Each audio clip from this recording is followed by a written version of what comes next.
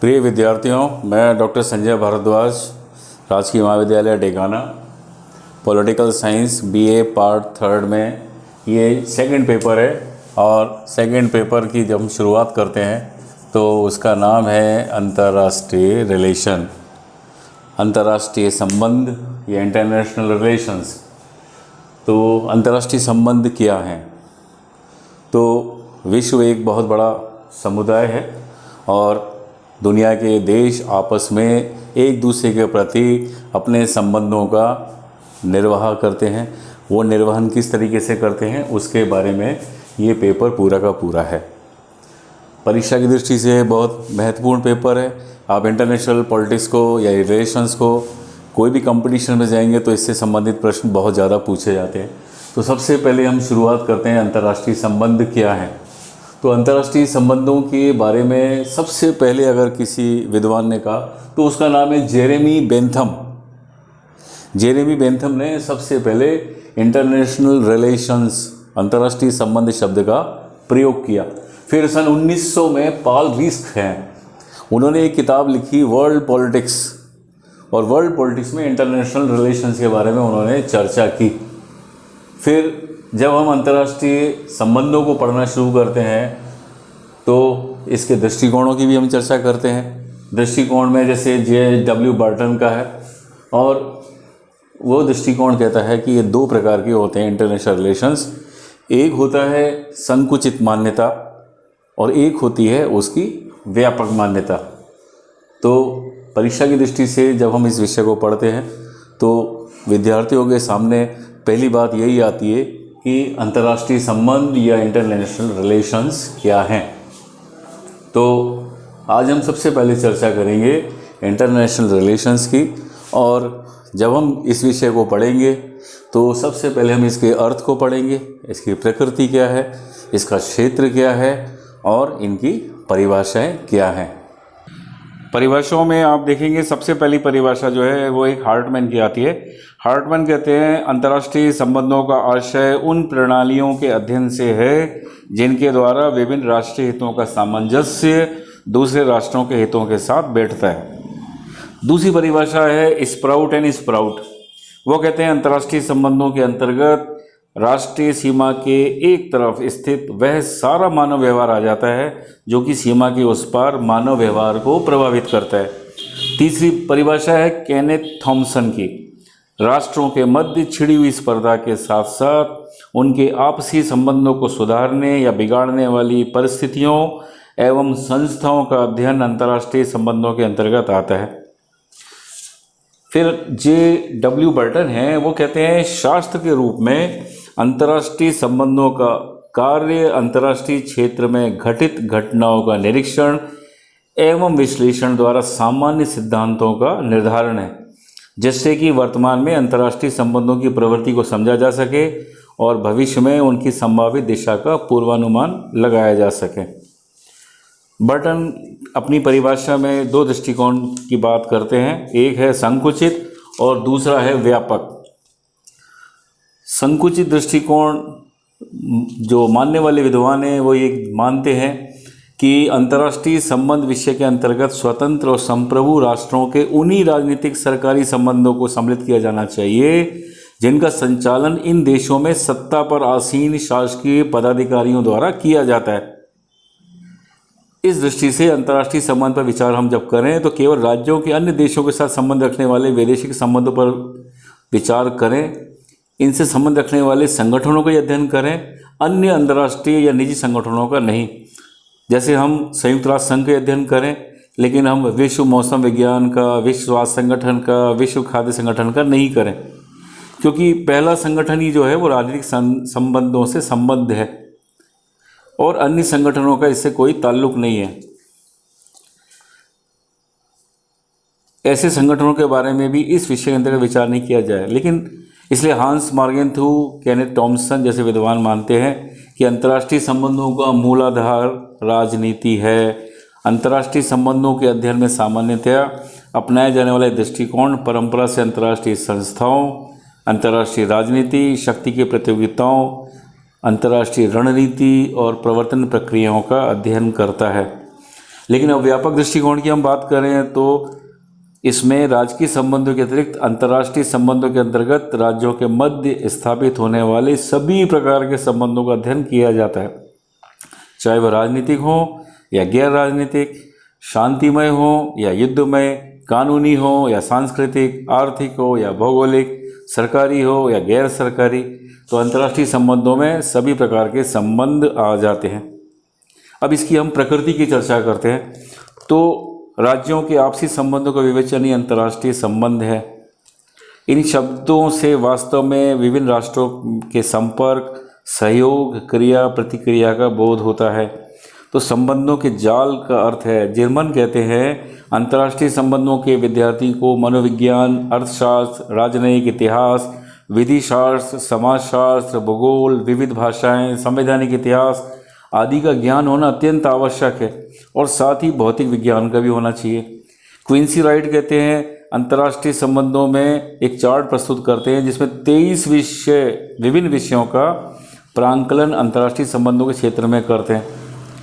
इस चार्ट में चारों कोनों पर तकनीकी सहायता, अंतर्राष्ट्रीय प्रचार, युद्ध संचालन का कौशल, परराष्ट्र संबंधों की बात करते हैं। पामर और पार्किंसन जो हैं वो कहते हैं इस विषय का अभ्युदय राजनीति विज्ञान और इतिहास जैसे सुविकसित अनुशासनों से हुआ है, किंतु आज भी यह एक संगठित अनुशासन का स्तर प्राप्त नहीं कर पाया। दूसरा कहते हैं इसके अध्ययन का कोई स्पष्ट सैद्धांतिक ढांचा नहीं है, कंसेप्चुअल फ्रेमवर्क उभर कर नहीं आया है, इसलिए हम इसके अध्ययन की क्रमबद्ध वैज्ञानिक अवधारणा को नहीं मान पाते हैं। इसलिए आज भी ये विषय की हम विषय वस्तु की बात करते हैं तो अन्य विकसित अनुशासनों पर निर्भर है। कॉर्लिन एम कॉपर जॉनसन कहते हैं अंतर्राष्ट्रीय संबंध अपने अध्ययन और विश्लेषण के लिए जो सामग्री एकत्रित करता है वो दूसरे शास्त्रों की सामग्री से स्पष्टता भिन्न है। अतः सामाजिक विज्ञानों में उसे एक स्वायत्त विषय का दर्जा दिया जाता है क्योंकि इसकी सामग्री को समन्वित करने की उसकी पद्धति निराली है। मॉर्गेनथ्यू जो हैं वो कहते हैं यथार्थ में अंतर्राष्ट्रीय प्रक्रिया एक ऐसा बौद्धिक अनुशीलन है जो वर्तमान इतिहास तथा नवीन घटनाओं से भिन्न है, साथ ही अंतर्राष्ट्रीय कानून एवं राजनीतिक सुधारों से भिन्न भिन्न है। इसके तथ्य बड़ी शीघ्रता से बदलते रहते हैं और इसका विषय अनिश्चित होता है। क्विंसी राइट कहते हैं इसकी प्रकृति के बारे में, अंतर्राष्ट्रीय संबंधों का अध्ययन राज्यों के बीच संबंधों को समझने, उनके विषय में भविष्यवाणी करने, उनका मूल्यांकन तथा उन पर नियंत्रण करने तथा विश्व समुदाय की स्थिति समझने में योगदान करते हुए एक साथ इतिहास भी है, विज्ञान भी है, दर्शन भी है और कला भी है। अब हम अंतर्राष्ट्रीय संबंध और अंतर्राष्ट्रीय राजनीति को समझते हैं। अंतर्राष्ट्रीय संबंध शब्दावली में एक व्यापकता है और अंतर्राष्ट्रीय राजनीति जो है वो एक विशेष प्रकार के संबंधों का बोध होता है।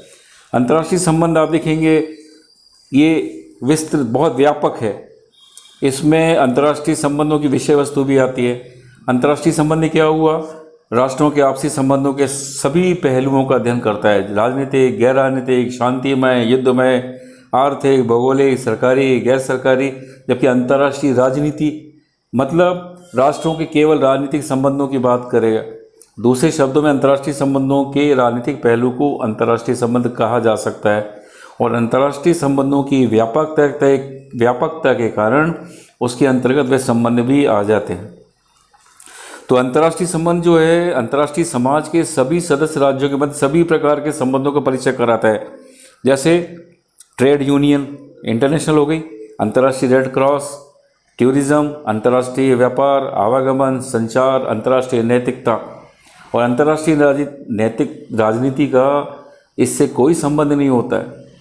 अंतर्राष्ट्रीय आइस हॉकी टूर्नामेंट अथवा अंतर्राष्ट्रीय संबंध विज्ञान परिषद की विश्व कांग्रेस जैसी घटनाओं का अंतर्राष्ट्रीय संबंधों के विद्यार्थी के लिए उस समय तक कोई महत्व नहीं होगा जब तक कि वे अंतर्राष्ट्रीय सरकारी राजनीतिक संबंधों पर कोई तात्कालिक प्रभाव नहीं डालते हो। जैसे पिंग पोंग कूटनीति जो हुई थी चाइना और अमेरिका के बीच में, ऑस्ट्रेलिया और भारत के बीच होने वाले किसी भी क्रिकेट मैच का क्या राजनीतिक महत्व हो सकता है, लेकिन अगर वो महत्व कोई राजनीतिक मुद्दे से जुड़ जाता है तो वो बात होगी। अब हम इसमें अंतर स्थापित कर लेते हैं अंतर्राष्ट्रीय संबंध अंतर्राष्ट्रीय राजनीति में। अंतर क्या होता है? पहला है अंतर्राष्ट्रीय संबंध विस्तृत है, और अंतर्राष्ट्रीय राजनीति संकीर्ण है। दूसरी बात आती है अंतर्राष्ट्रीय संबंध वर्णनात्मक है, जबकि अंतर्राष्ट्रीय राजनीति विश्लेषणात्मक है। अंतर्राष्ट्रीय राजनीति में आप काफ़ी बातें कर सकते हैं, लेकिन अंतर्राष्ट्रीय संबंध में तो बहुत बातें हैं, अंतर्राष्ट्रीय राजनीति में बहुत कम है। फिर अब हम इनकी समानताओं की चर्चा करें तो विषय सामग्री क्या है, दोनों की विषय कौन से बात से जुड़ी रहेगी, अंतर्राष्ट्रीय घटनाओं से। दूसरा है लक्ष्य, दोनों के लक्ष्य समान हैं। शांति स्थापना का प्रयास एक ऐसा प्रयास है जो अंतर्राष्ट्रीय संबंध के साथ साथ अंतर्राष्ट्रीय राजनीति को भी प्रभावित करता है। फिर आती है बात प्रकृति के आधार पर। अंतर्राष्ट्रीय क्षेत्र में एक संप्रभु राज्य होता है, मुख्य रूप से राजनीतिक उद्देश्यों की पूर्ति के लिए बनाया जाता है। तो कोई भी संबंध अंतर्राष्ट्रीय क्षेत्र में गैर राजनीतिक नहीं होता है। तो संक्षेप में आप देखें, अंतर्राष्ट्रीय राजनीति अंतर्राष्ट्रीय संबंधों का राजनीतिक पहलू है, और इसके बाद में जो एक विषय वस्तु है वो भी आप जानते हैं। ये विषय वस्तु में भी जो बात होती है तो इसमें चार्ल्स श्लाइसर है, क्विंसी राइट हैं, पामर और पार्किंसन हैं, और ये इसके विषय वस्तु में कुछ पॉइंट्स की चर्चा करते हैं। जैसे प्रधान पात्र कौन होगा, पहला पात्र इसका है राज्य। तो अंतर्राष्ट्रीय संबंध के प्रमुख पात्र राज्य है, राज्य के व्यवहार का हम अध्ययन करते हैं। दूसरी बात आती है शक्ति, पावर, और अंतर्राष्ट्रीय संबंध में जितना अधिक बल शक्ति पर दिया जाता है उतना किसी विषय पर नहीं। हेंस जे मॉर्गेंथु कहते हैं अंतर्राष्ट्रीय संबंध प्रत्येक संबंध की भांति शक्ति संघर्ष है। अंतर्राष्ट्रीय संबंध का अंतिम लक्ष्य चाहे कुछ भी हो, शक्ति सदैव तात्कालिक लक्ष्य रहती है। तीसरी बात आती है अंतर्राष्ट्रीय राजनीतिक संस्थाओं तथा संगठनों का अध्ययन करते हैं हम, और राज्यों के मध्य आर्थिक, सैनिक, तकनीकी, सांस्कृतिक सहयोग की वृद्धि करने के लिए अंतर्राष्ट्रीय संगठनों का निर्माण किया जाता है। संयुक्त राष्ट्र संघ इसी से जुड़ा हुआ है। अब हम आर्थिक बात करते हैं तो आर्थिक में यूरोपियन साझा व्यापार, विश्व बैंक, कोलंबो योजना, विश्व व्यापार संगठन, G7, G8, ये सब चर्चाएं होती हैं। सैनिक में आप देखेंगे नाटो, सीटो, वर्साई पैक्ट, सेंटो। राजनीतिक में राष्ट्र संघ, संयुक्त राष्ट्र संघ। प्रादेशिक अगर आप बात करें तो अरब लीग, अमेरिकी राज्यों का संगठन, अफ्रीकी एकता संगठन, आसियान, सार्क। सांस्कृतिक अन्य, यूनेस्को, अंतर्राष्ट्रीय मजदूर संगठन, विश्व स्वास्थ्य संगठन। नेक्स्ट पॉइंट आता है युद्ध और शांति की गतिविधियों के अध्ययन पर बल। तो अब तो राष्ट्रों के मध्य बिना बंदूक चलाए भी युद्ध हो जाते हैं। आर्थिक प्रतिबंध के द्वारा एक राष्ट्र दूसरे राष्ट्र के विरुद्ध आर्थिक युद्ध लड़ते हैं, तो शीत युद्ध इसमें जुड़ी हुई बात आती है। नेक्स्ट है विदेश नीति निर्माण की प्रक्रिया का अध्ययन। फेलिक्स ग्रॉस कहते हैं कि अंतर्राष्ट्रीय संबंध का अध्ययन वास्तव में विदेश नीतियों का अध्ययन है, जिसके माध्यम से विभिन्न राष्ट्र अपने अपने हितों की रक्षा करने का प्रयत्न करते हैं। पहले भी किया जाता था, लेकिन वर्तमान में विश्लेषणात्मक पद्धति पर जोर देने के कारण विदेश नीति के निर्माण प्रक्रिया के अध्ययन पर अधिक बल दिया जाने लगा है। फिर अंतर्राष्ट्रीय कानून के ऊपर बात की जाती है। नेक्स्ट है विदेशी व्यापार और अंतर्राष्ट्रीय आर्थिक संगठनों का अध्ययन, क्योंकि राज्यों के आर्थिक राजनीतिक क्रियाकलापों को प्रभावित करते हैं। लास्ट पॉइंट आता है सैनिक संगठनों और राजनीतिक गुटों का अध्ययन। तो द्वितीय विश्व युद्ध के पश्चात साम्यवादी गुट, स्वतंत्र समाज, गुट निरपेक्ष राष्ट्र, अरब समुदाय, अफ्रीकी देश, G8, G15 जैसे अनेक राजनीतिक गुट अस्तित्व में आए हैं। ये राजनीतिक गुट संयुक्त राष्ट्र संघ के मंच पर अथवा उसके बाहर अनेक मामलों पर मिलजुल कर काम करते हैं। जब ये राजनीतिक समुदाय अपने समुदाय सदस्यों के बीच सैनिक संधियाँ कर लेते हैं तो ये सैनिक गुट बन जाते हैं, और सैनिक गुटों का निर्माण होने से विश्व में शक्ति संतुलन में बहुत ज़्यादा प्रभाव पड़ता है। तो राजनीति विज्ञान में और अंतर्राष्ट्रीय संगठन पहलुओं को पढ़ते हैं, परीक्षा की दृष्टि से महत्वपूर्ण।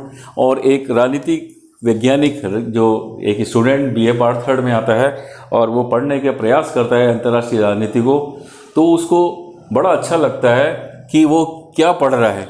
शुरू में उसको ये विषय में थोड़ी दिक्कत आती है, लेकिन जब वो पढ़ना शुरू करता है तो वो इस चीज़ को जानता है कि अंतर्राष्ट्रीय संबंध में ये विषय उसके लिए बहुत ज़्यादा ज़रूरी होता है। तो साथियों, प्रिय विद्यार्थियों, आपको ये समझ में आया होगा। नेक्स्ट जो चैप्टर हमारा होगा, हम उपागमों की चर्चा करेंगे, अंतर्राष्ट्रीय संबंधों के साथ अंतर्राष्ट्रीय राजनीति के विभिन्न उपागम। धन्यवाद।